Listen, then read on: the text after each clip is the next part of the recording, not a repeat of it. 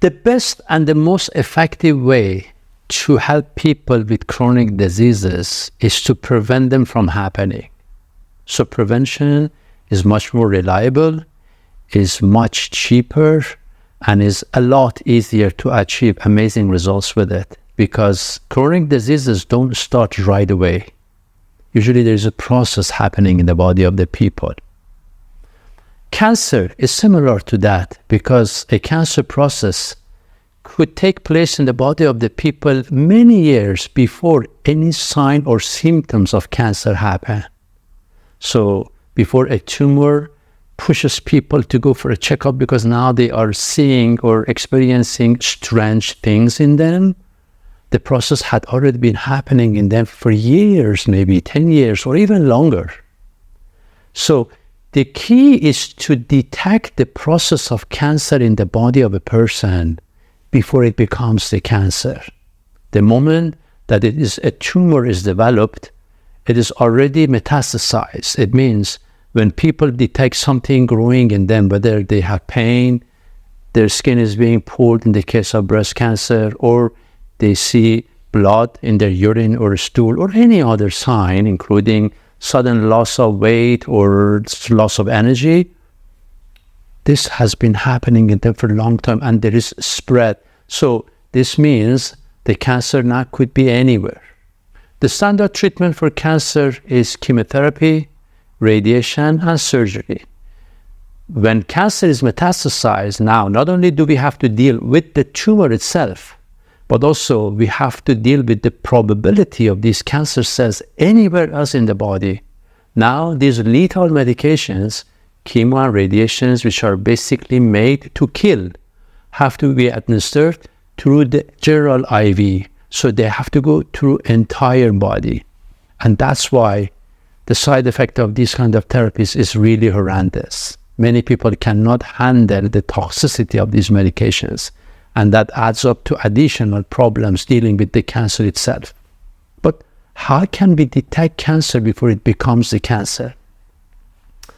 The great news is that about 2 years ago, 2 Korean gentlemen traveled here. They called me and they had a meeting with me. They were a representative of a company called Bioinfra Science. This is a collaboration between Cancer Research Center of Samsung in the Seoul Medical University. They have a branch there. I didn't know Samsung also works in medicine as well. So they told me that they had invented a very advanced form of a computer algorithm. This is kind of AI technology, which is capable of detecting the process of cancer by the accuracy of something minimum 83 up to 96% due to the specificity of this test, because they look at the protein biomarkers that are released during the stress time because of the cancer in the blood of the people. With a simple blood test, they can scan and detect these biomarkers. But this by itself is not enough. Putting the data in their algorithm, this is what is creating the high specificity about detecting the process of cancer up to that high accuracy. Now, imagine somebody is tested and they say, okay, you are categorized as very, very high in one of these 8 cancers, different cancers in your body. That doesn't mean that you have cancer. That means that you got to go and have that particular part of your body checked. We can detect process of cancer running in the breasts, lung, liver, stomach, pancreas, colon, in the ovaries and prostate. These are the most prevalent cancers all around the world. So this is not a cancer diagnosis. You have to understand that. It's just checking the process.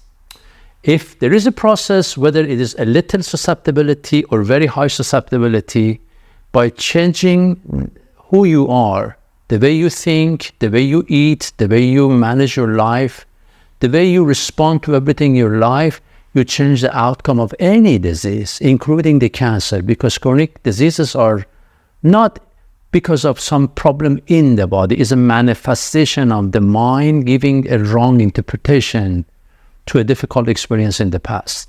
In terms of cancer, according to the statistics and the reports, especially here in this country, toxicity has also a lot to do with that. I'll explain about this a little bit ahead. So they check the blood. There's no invasive technique. There's no radiation. It's a very simple test. And then when the biomarkers are read, the results are sent to the Koreans. They put them in their algorithm and they come up with that test result. Now, if people are detected to be in the very minimum range, or they are detected to be in a very high range of susceptibility, none of these conditions means that you have or you don't have cancer. Cancer diagnosis will happen only upon needle biopsy by specially trained doctors, oncologists in especially designed laboratories, oncology laboratories. So we want to see whether we are susceptible or not. Every other cancer test which is offered could play an important role. So there is no single way to detect everything 100%. You should not rely on simply one kind of testing. We add this one to already existing whatever it is available in our environment or in our society. The good news about this particular one is that it checks for things before they happen. We are not looking for tumor. We are looking for the process that will end to that tumor.